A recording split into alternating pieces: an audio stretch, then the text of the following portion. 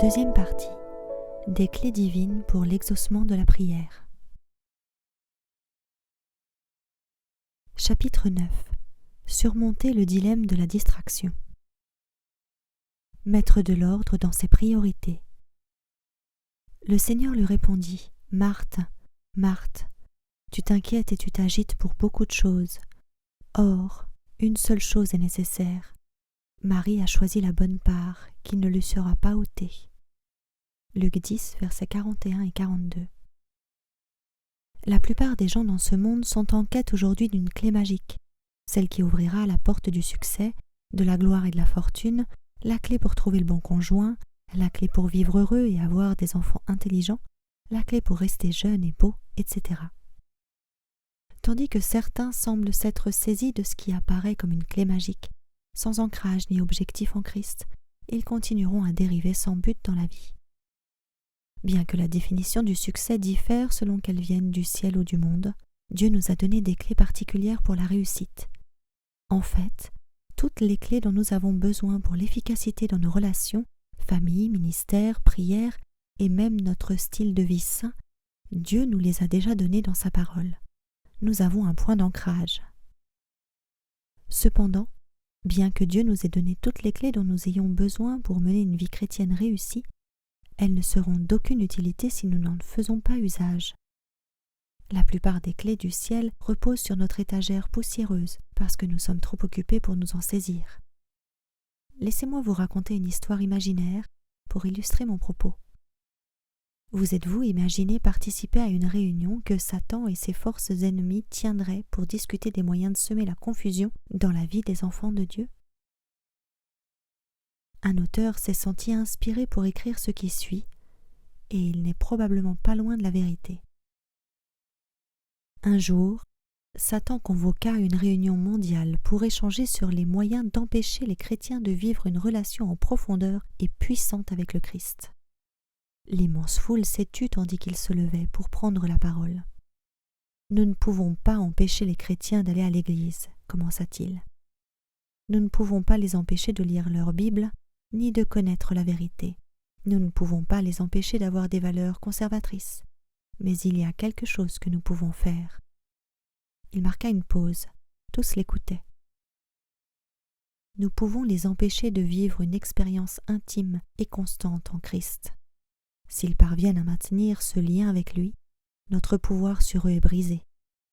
Alors, laissez-les aller à l'église, avoir leur style de vie conservatrice, mais voler de leur temps pour qu'ils ne réussissent pas à vivre une expérience intime avec Jésus.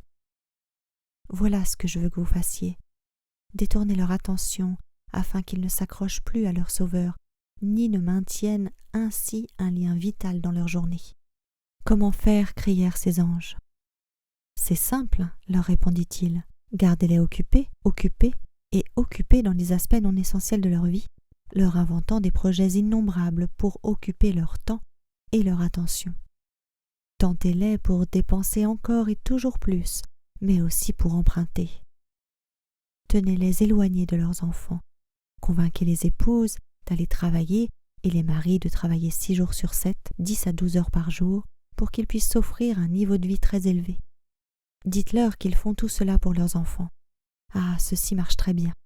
Et pendant que les familles se désintègrent, bientôt leurs foyers ne leur donneront plus d'échappatoire à la pression professionnelle, et ils travailleront encore davantage. » Puis Satan s'arrêta.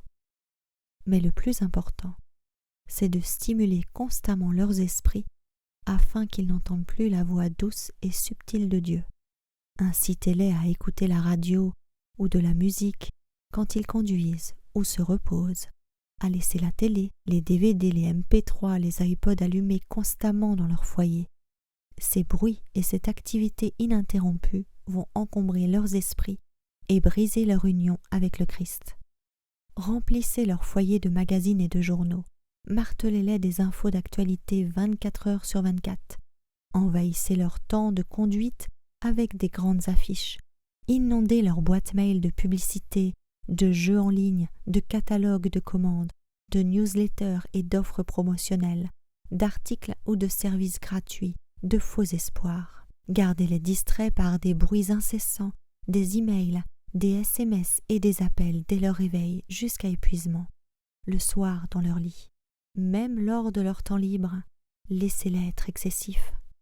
Ne les laissez pas sortir apprécier les joies simples de la nature, mais à la place, envoyez-les à des parcs d'attractions, à des manifestations sportives, des concerts et des films.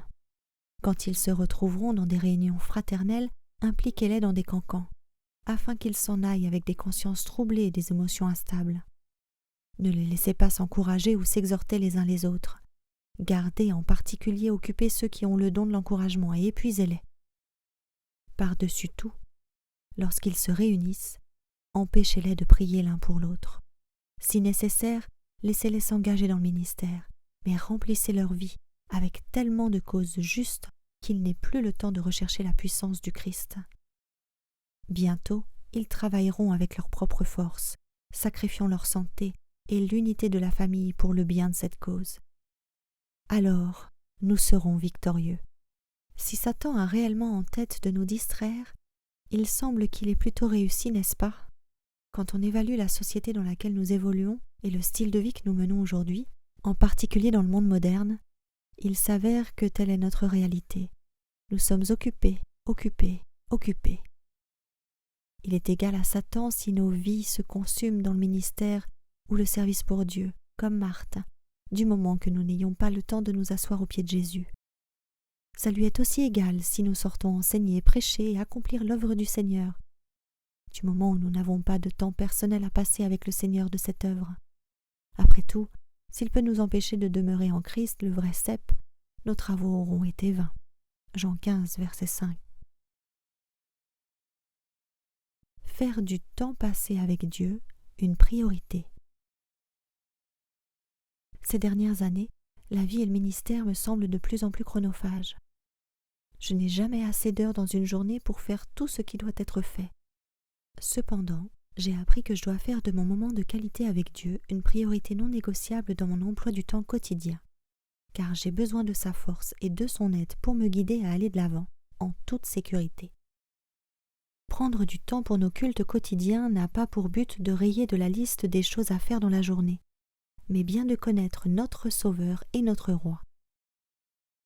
Si vous aimez quelqu'un, vous ne vous demandez pas combien de temps vais-je passer avec elle ou lui, mais plutôt quel changement puis-je faire dans ma vie et mon emploi du temps pour que nous passions davantage de temps ensemble. Bien que je ne crois pas que Dieu veut faire de nous des guetteurs d'horloge, plus nous le connaîtrons et plus nous voudrons passer du temps en sa présence. Certains peuvent prendre plus de temps que d'autres, mais l'essentiel consiste à passer suffisamment de temps avec lui chaque jour pour savoir qu'il est avec nous et prêt à marcher avec nous.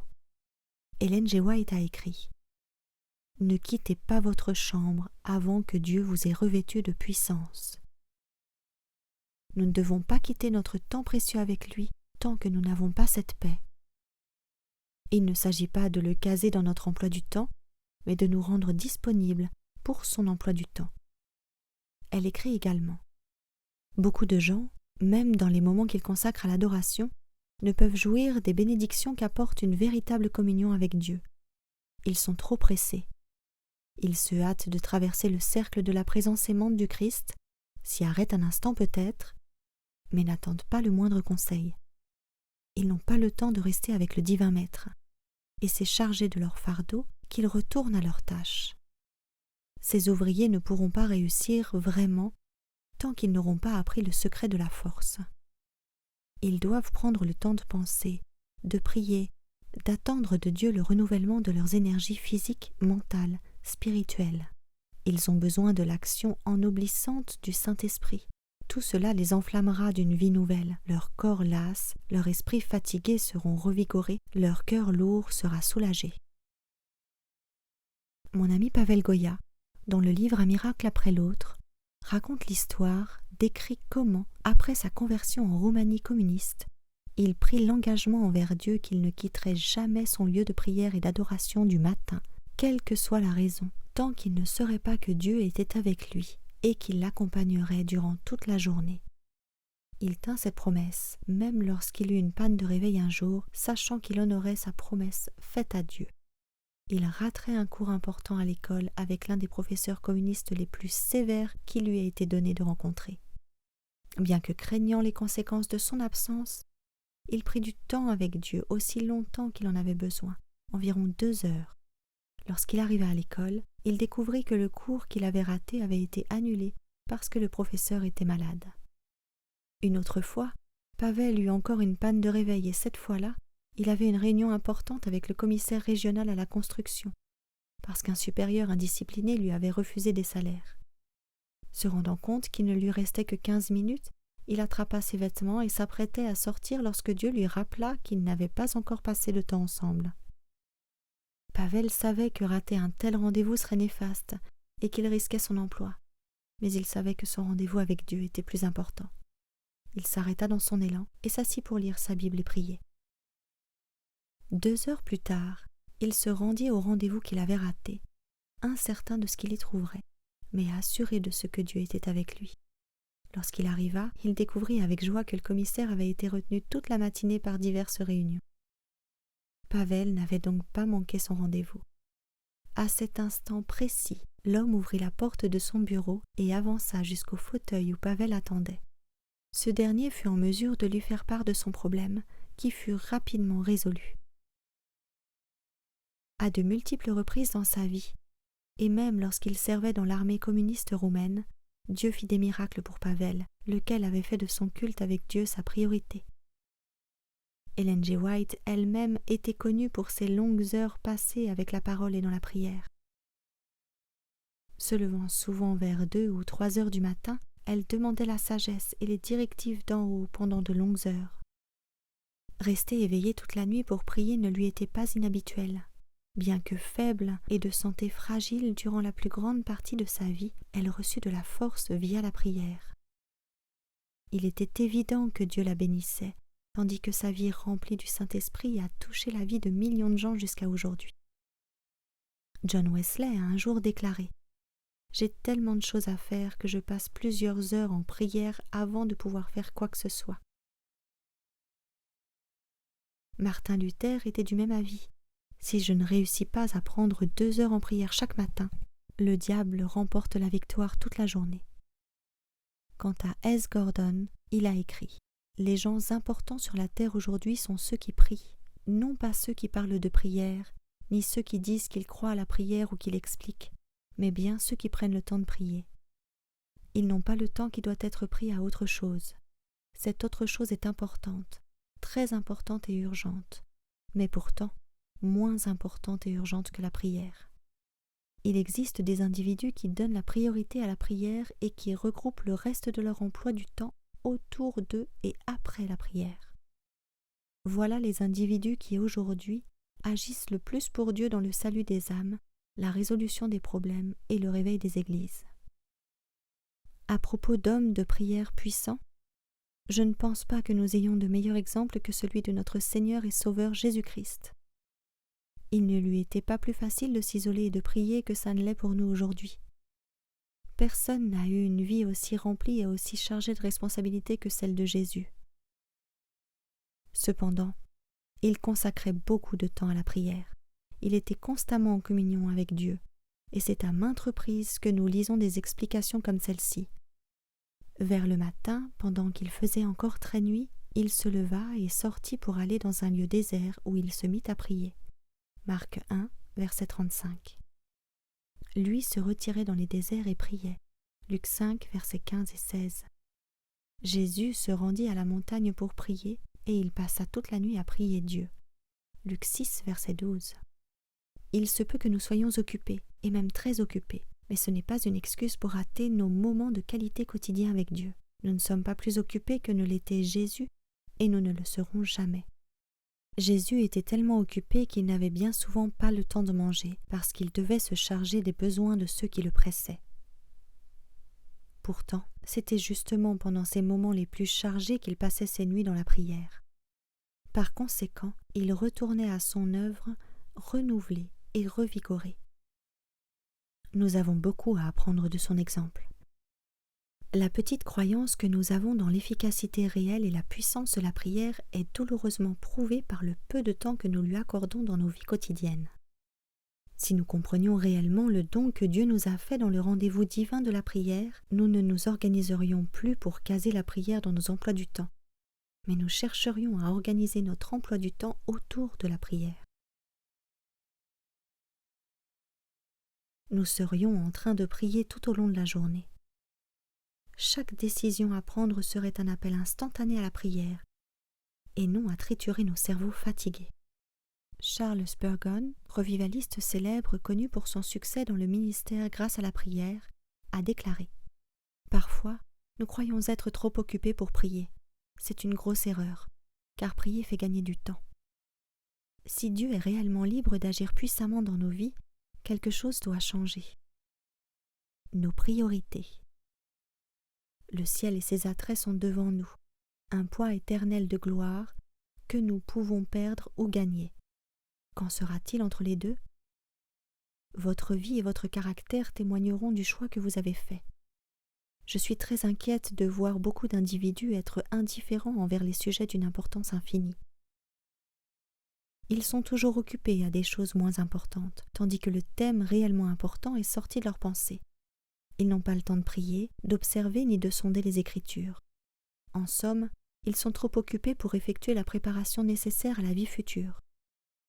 Ils ne peuvent pas accorder du temps à la perfection de leur caractère chrétien, ni avoir le zèle pour s'assurer d'un titre au ciel. Dans le chapitre suivant, je vais partager davantage d'astuces pratiques pour changer exprès ses priorités, afin de ne pas être dérangé lors du moment quotidien avec Dieu. Jusque-là, il se peut que nous soyons occupés. Mais ne soyons pas trop occupés pour prier et passer du temps dans la parole de Dieu. Nos vies et nos destinées éternelles en dépendent. Dieu ne demande pas beaucoup, mais si nous osons lui demander plus, il va en demander plus lui aussi.